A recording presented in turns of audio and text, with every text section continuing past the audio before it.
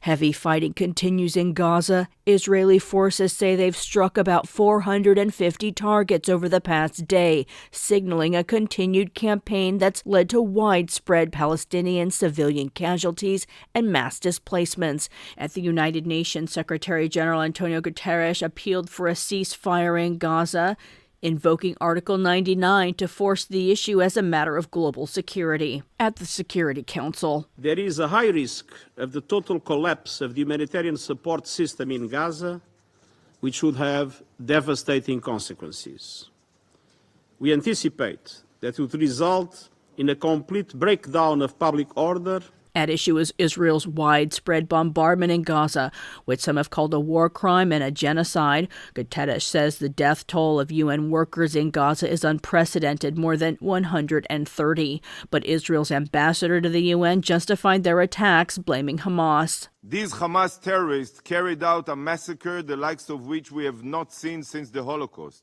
They raped women and girls, beheaded babies, burned families alive, and took 250 hostages, ranging from infants to the elderly.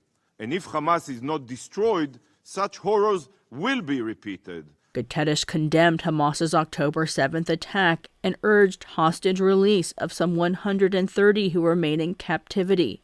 But he said it doesn't justify Israel's widespread bombing campaign, which he calls collective punishment. U.S. Ambassador to the UN said they opposed the ceasefire resolution. A panel at the United Nations of leading human rights groups called for war crimes investigations at the International Criminal Court into Israel. Christopher Martinez reports. Majed Bamia is Deputy Permanent Representative of the Mission of the State of Palestine to the UN. Effectively, Israel has told the world we can kill any Palestinian and every Palestinian in Gaza. They've told you that look away, there's nothing to see. If they're killed, they're either terrorist sympathizers, or human shields.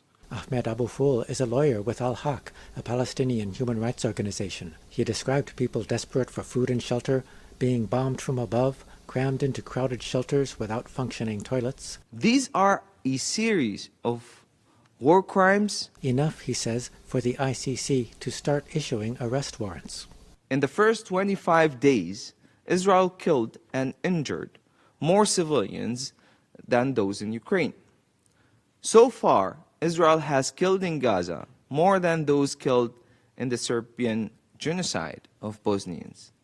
This is a genocide, and this must stop now. Catherine Gallagher with the New York-based Center for Constitutional Rights says the United States has an obligation, noting the key role the U.S. plays in supplying Israel with weapons. Reporting for Pacifica Radio News, I'm Christopher Martinez. President Joe Biden's son, Hunter, was indicted on tax charges Thursday in California. He faces 3 felonies and 6 misdemeanors. Special counsel David Weiss says Hunter Biden spent millions of dollars on an extravagant lifestyle rather than paying his tax bills.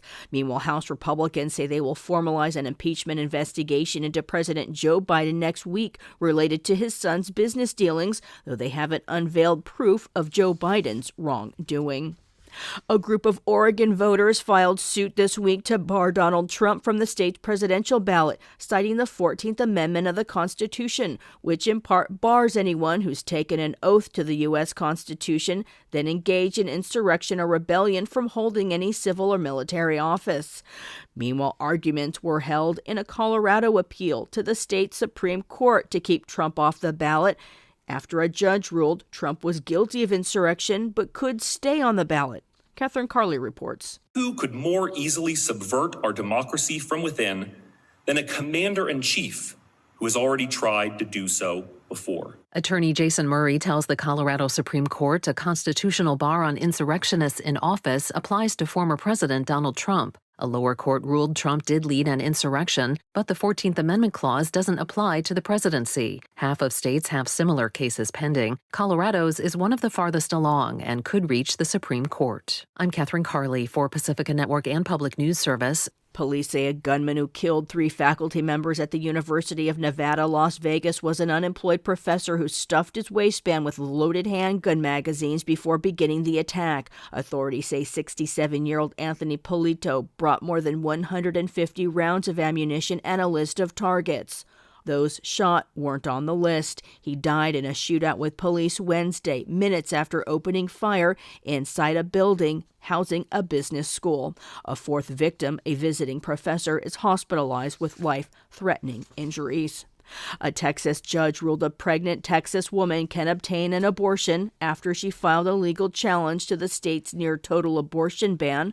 Mark Miracle reports. A Texas judge gave a pregnant woman whose fetus has a fatal diagnosis permission to get an abortion in an unprecedented challenge over bans that more than a dozen states have enacted since Roe v. Wade was overturned.